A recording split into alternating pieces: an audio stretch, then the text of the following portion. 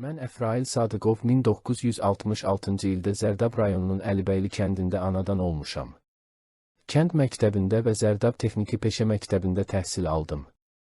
2 il Sovet ordusunda hərbi xidmət keçdim. Hərbi xidməti başa vurduqdan sonra Kostroma vilayətinin Sudislava şəhər milis şöbəsində serjant rütbəsi ilə çalışdım. Sovet dövləti dağıldıqdan sonra Azərbaycana qayıtdım. Bir müddət işsiz qaldım. Vəkil Əlayev bəyin köməkliyi və təqdimatı ilə gömrük polisinə xidmətə qəbul olundum. Astara rayon gömrük idarəsinin əməkdaşı olaraq işə başladım. Müharibə başlayanda könüllü olaraq Qarabağa yollandım, Zəngilan rayonunda xidmət etdim. Ermənilər Zəngilana ardıcıl hücumlar təşkil edirdilər. Düşmən hücumlarını dəf etsək də vəziyyətimiz getdikcə çətinləşir, itkilərimiz artırdı.